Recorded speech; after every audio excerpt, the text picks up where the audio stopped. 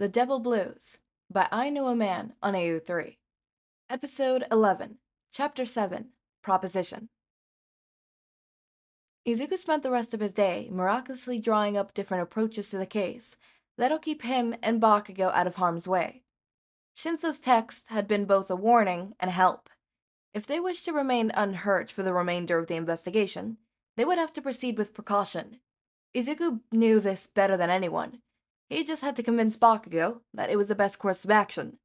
The man's attitude towards apprehending criminals seems to center around loud and powerful one-hit encounters, much like Izuku had deduced from the majority of certified pro heroes in the field.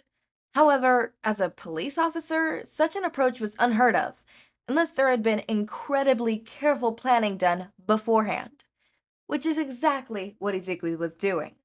Luckily for Izuku, Sergeant Ida had replied to his email not long after it had been sent, and he had successfully identified the symbol in the stakeout photos as belonging to the Namari gang.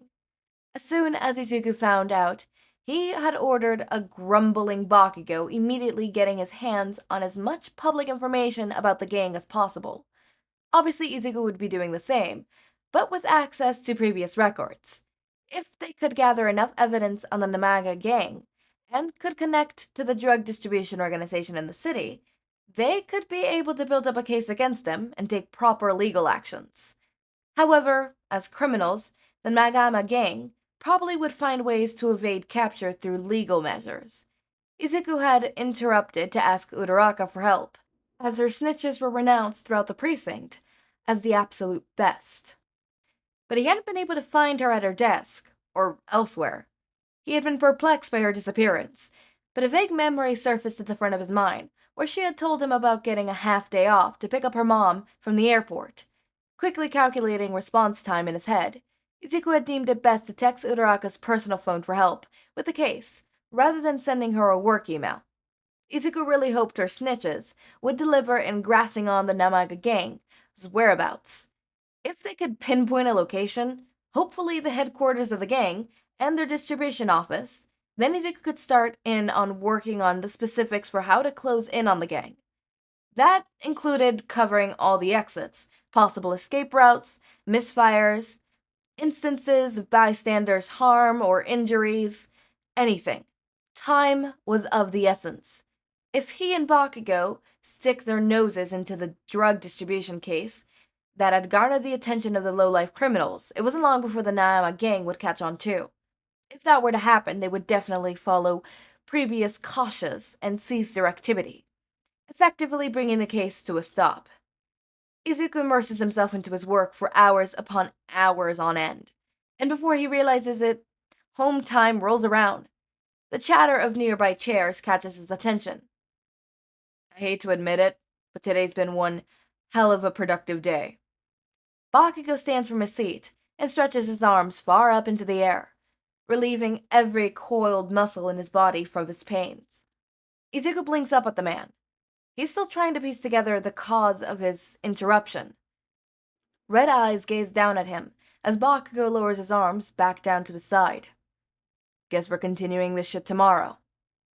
Sure are. Izuku mumbles as he tries to, unsuccessfully, still to yawn. Even if his body is reminding him it's almost reaching his limit, Izuku has no plans of stopping yet. He resumes his task of highlighting crucial details that could help them gain the upper hand against the Nayama gang, at least on a stationary level. Bakugo dotes his jacket and throws a raised brow Izuku's way. You coming? Nah. Izuku answers without taking his eyes off his work. I'm in the middle of a focus trip here and don't want to break it. He's halfway through highlighting a passage from one of the newspapers he's printed out when he hears the ruffling of a jacket. It's followed by the sudden drop of something heavy, which startles Izuku out of his work once more. He looks up and sees Bakugo has parked himself back onto his chair, gaze locked onto Izuku's. If you're staying, I'm staying. Oh, Izuku intones softly, before his mind catches on to what's happening. Oh, no, you don't have to. Suddenly Bakugo's face is mere inches from his. If you're staying. He enunciates clearly before deliberately pausing and quietly finishing off with, I'm staying. Izuku's too caught off guard by the sudden proximity of the blonde's face that he can't do anything other than swallow and nod guardedly. Satisfied, Bakugo eases back into his seat. He turns to the desk and picks up right where he left off, completely unaware of Izuku's attempts to even out his breathing. I didn't need you to walk me home, Izuku complains as he hauled up the stairwell of his building. His arm is slung over Bakugo's neck as the man maneuvers him up his floor, one step at a time.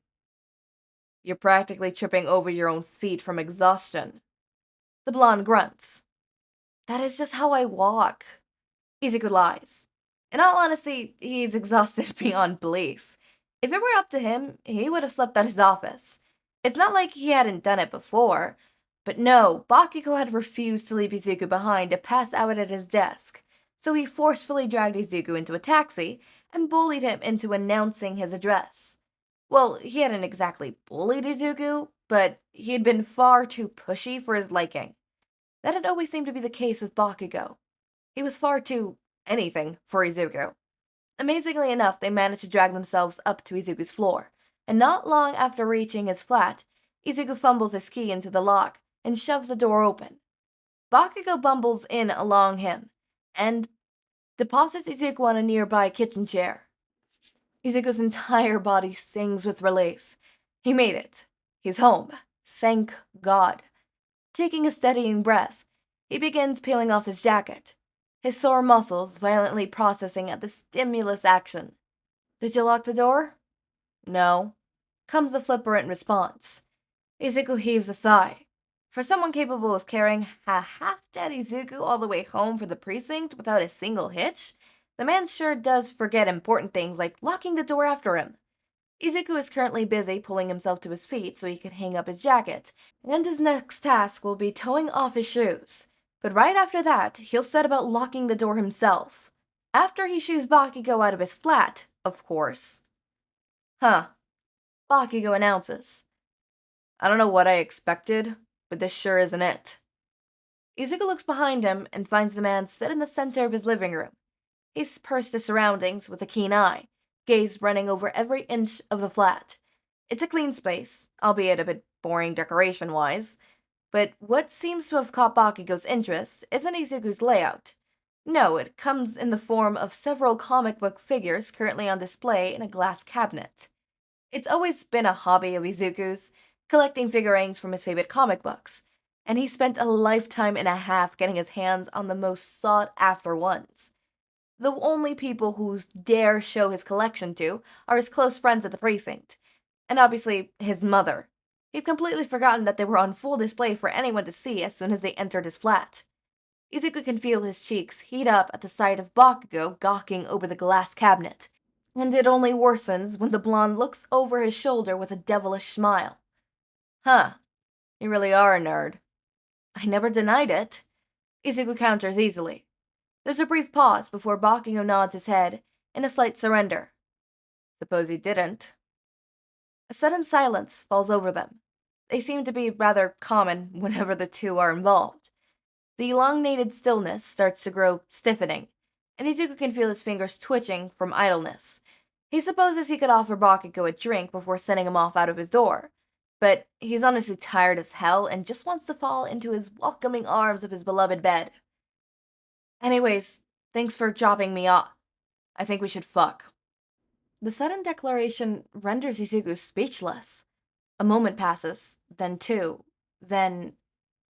I'm sorry, what now?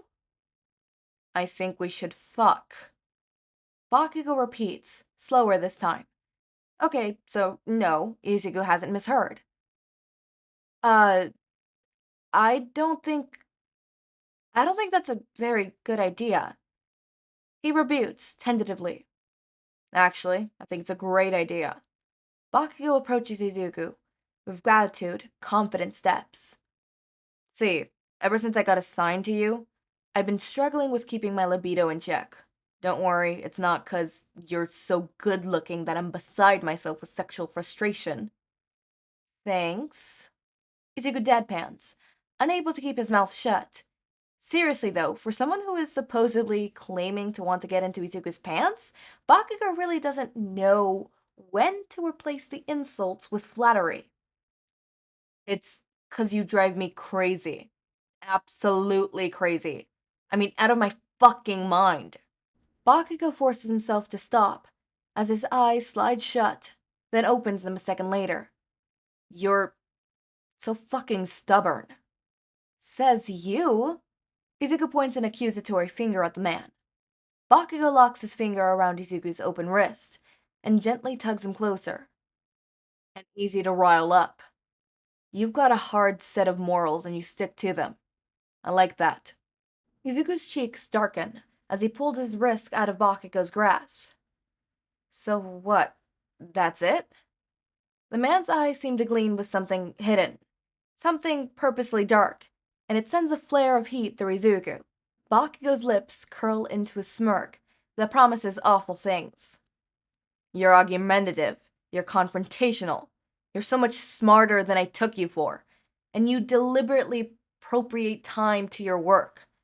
No, even more than anyone else. And you've got an unreliantly positive attitude for someone at such a shitty job where it's all criticism from everyone and no praise from the work you put in. And it pisses me off. All of you pisses me off. But at the same time, I want to tear your clothes off and drive you into all fucking night. Izuku can't for the life of him stop the blushing that colors his entire face. He keeps his green gaze locked onto the blonde before him, body coiled and ready to lash out. Or grab on? He doesn't know. He's just fucking confused by the turn of events. Bakugo starts, voice a deep grumble. Really need to get you out of my system. And I think you do too. I'm not blind, you know? I keep tags on how often you stare at me. Izuku didn't think it was possible for his blushing to get even more out of control. Yet, lo and behold, his face is seemingly burning up. His legs tremble where they're rooted to the spot. He offers no reply to Bakugo's solid declaration, but the lack of response does nothing to deter the man. Like a predator slithering towards its trapped prey, Bakugo comes to a steady halt before Izuku. Because you know what? The man leans in close enough that their noses sonantly touch, then reveals in a whisper, I've been staring right back at you. Izuku instinctively snaps out of his hypnosis he's fallen under and takes a hurried step back. His breathing is labored, his chest heaving from exertion. Izuku has barely moved at all, yet he feels as if he's running an entire marathon. He doesn't understand. He doesn't understand anything. The situation, the word said, Bakugo, it's all too confusing. Is this some form of power play? Does Bakugo enjoy toying with Izuku in this sick, twisted way? He's so caught up in his muddled of thoughts that he doesn't even register the blonde casually straightened back up to his full height. But Bakugo sighed, and that was enough to sap Izuku out of his ministrations. I know consent is a two-way street, and I won't do anything until I get it from you, so... He takes several steps around Izuku, who tenses up further. He keeps his distance, as if the both of them are magnets with opposite polarities, and comes to a slow, steady stop in front of the door. I'll keep trailing beside you on this case until it's all wrapped up. Or, if we don't manage that, until our 2 weeks are up. He holds up Izuku's emerald gaze for a moment longer, then asks, What do you say? The two of them continue to stare at one another for what feels like eons. Bakugo with his bold, piercing stare, and Izuku with his tentative, running high. His entire body has overcome with feelings, waves after waves of new emotions washing over him. He doesn't know where he stands with the proposition. It's crazy, right? It's absolutely crazy to put sex on the table between the two of them. That's his initial thought. But there's something pulling at the pit of his gut that thinks otherwise. It thinks that Bakugo's words seems to hold some truth, proven some clarity. Izuku knows with full certainty that his feelings towards the man can be chalked up to frustration. Frustration with their situation, with the case, and obviously with Bakugo himself. And from what he's heard tonight, that sentiment is returned. This solution that Bakugo is offering, may not be entirely common, but it could serve as a quick fix for their issue. A night of raw, hot passion where they could take their complicated emotions out on each other. No holding back. The idea is a promising one, but there's no way to confirm whether it would be successful or not. It could very well be served as a catalyst that destroys their work relationship. Or it could be the answer they needed for temporary peace. For each passing moments, the silence hangs heavier over the two. The air is suffocating, almost punching, crushing from the weight. Izuku's eyes flicker between Bakugo, stood unmoving and unmarveled, and every other spot in his flat. The agonizing inquietness tears at his mind. So, at odds with the internal frenzy he's experiencing, after much deliberation, Izuku finally meets Bakugo's gaze head-on. The red pool dotted with black ink drawn him in, mesmerizing in the deep color, and Izuku can't help but swallow around his parched throat. Without breaking eye contact, Izuku gingerly reaches past Bakugo and turns the lock in his door with a deafening click. He parts his suddenly dry lips and faintly promises, "Tonight only." Okay, so that's where the chapter ends, and I checked with the next chapter, and it just passes through, and it doesn't. There's no smut, because I'm fabulgasted. Fabulgasted? That's not a word. There's another word there. Flabbergasted. There you go. Flabbergasted. What did I say? Fabulgasted? What is it? Flabbergasted? I was close enough. You see, in the tags, all the tags are is Police Detective AU, Quirkless Midoriya Izuku, Alternative Universe, Station Cooperation Operation, I hate that motherfucking word, Strangers to Lovers, Quirkless All Might, and Police Captain All Might. That's all, right? And obviously, yeah, the rating is explicit, but I thought, with Police Detective AU, I thought explicit, because explicit doesn't necessarily mean that there's smut, right? Explicit just means that it's adult content, right? So I thought, okay, yeah, they're talking about drugs, and at first when I started this, I was like, okay, yeah, it's police detectives. There's no smut, right, tagged, and I don't see any sexual contact tagged either, so it's most likely just tagged as explicit because, there's probably going to be dead bodies and murders or like drug cases or stuff like that that's like heavy topics and stuff like that. I thought it was going to be like, because police work is brutal, horrid adult work, right? No. I even skimmed through this. Like, I skimmed through, like, I didn't really read, right? I skimmed through, like, I read every couple, first things, and I didn't see anything. Well, yeah, no, I didn't see anything because there isn't any smut to begin with. I mean, I don't think so. I really hope there's no smut. Really hope there's no smut. Like, I really hope there's no smut. I've been having an awful morning. I woke up and I was excited, right? I woke up and I was really excited because I look at my phone and I see, oh, no good morning text. Amazing, great, wonderful. Now I get to be the one who sends a good morning text to my beloved, right? Wonderful, amazing. I draft that up. That took me like a good 30 minutes sitting on my bed just fucking sending a message, right? Which now that I sit here and think about the fact that it took me 30 minutes, I can't even imagine. Well, now I'm blushing. Okay, moving on from that revelation. And then I go into TikTok because I'm like, okay, all right, I have the draft. I'm going to send it to them when it's a more reasonable time and not, well, it would have been 5 a.m. for them. Right now it's like 4, no, it's not. It's 4 for me, so it would be about 6, 7 for them. I'm gonna wait till it is 5 for me. So in 30 more minutes is when I'm gonna send the message, right? Unless they motherfucking wake up early and send me a message. If they do that, I swear to God, I did not spend 30 minutes just for you to wake up early today. Sleep in. Yeah, sleep in. Okay, moving on. Okay, God. I go into TikTok because, as I do, right. Normally my mornings consist of, in the past, right, of just waking up and going to TikTok. Now it consists of waking up, checking, my messages for that certain individual, and then scrolling through my TikTok, right?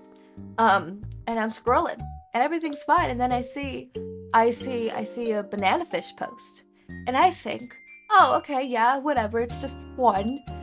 I'm not crying right now. It's just one. It's whatever, because occasionally throughout the year I get like the occasional one every couple months, it's just the occasional little, oh, you thought you were happy. Remember this? Right? Until like August comes, right? And then I scroll, and it's this little side point, like spot the difference. I'm like, okay, great, amazing. What is this gonna be, right? You could either have a wholesome one, a silly one, or a sad one. I got a sad one. I scroll and I'm like, okay, there's a banana, and I don't even remember what the other three were, and I'm like, the banana, right? And then we scroll, like, right, the banana, and then the next one, it's three other different things, and then it's a fish. I'm like, no. I scroll, it's like, right, it's a fish. It's a coincidence, right? And then I swipe again, and it's 3 gravestones, and then ash. And then I scroll, and the fucking thing is like, you're right, there is no difference. Fucker. And I scroll again, it's like, why are you scrolling? Ash is dead. Shut the fuck up. And I scroll, I'm like, okay, coincidence, I just got 2 in a row, whatever. And it's a silly little, video. I don't even remember what the fuck it was. I just remember it was a silly video that I watched for like a minute. And then I scroll, and then I hear it. The motherfucking dreaded audio. The I'm Mr. Lover Man, and I miss my lover man. I'm gonna cry. I'm gonna fucking cry. And then hear the motherfucking nice to meet you and sayonara. Fuck you! And I'm back in the motherfucking building. I'm back in the motherfucking building. I'm like, ooh, why? Why do you do this to me? And I'm like, what do you mean? Why am I back here? And I scrolled. Yet another one. And another one. And another one. Obviously, they're not back to back. There's a couple videos in between each one, but it's like again and again. It's like that TikTok video again, or TikTok song, the TikTok sound, the again and again and again. Yeah, again and again and a motherfucking again. And what do you think? Again. And then I read, because I'm reeling. I'm like, wait, well, hold up. What day is it? No, it's July 15th, as I thought. Okay. This isn't posting on July 15th. I think this is posting July 17th. I'm a little behind recording. I took a break. And I was like, what the fuck? I don't understand. What's happening? Why? It's not August 12th. No, like every day the day we come back on a yearly basis is August 12th. That's the day where my TikTok feed is filled with fucking banana fish. My Twitter feed is filled with banana fish. My YouTube feed is filled with banana fish. My everything is filled with banana fish, right? That's the days. August 11th, August 12th, and August 13th, right? Sometimes it extends a little more, right? Because that's, why are we here? Why are we early? And then I figure out an anime that I think recently posted, BL, has 2 characters that look similar to Ash and Izuru. No, it's not Izuru. Izzy?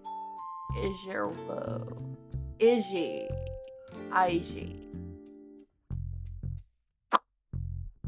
The guy. I don't know. I've never been able to pronounce it. Never. It's one of those names. It's Eiji.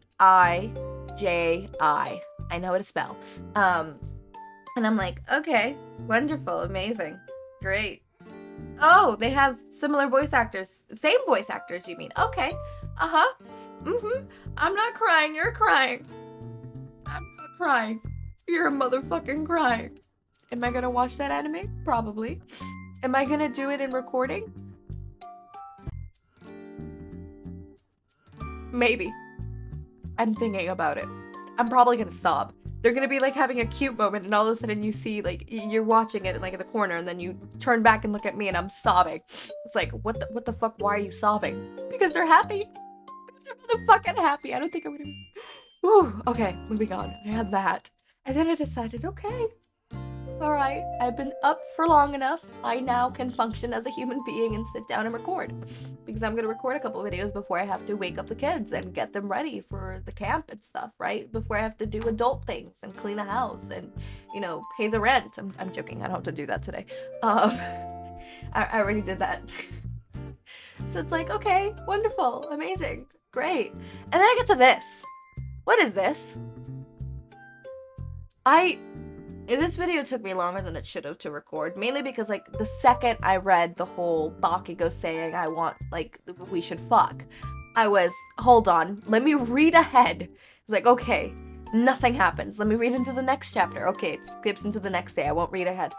But what the fuck? And I debated, should I continue this series?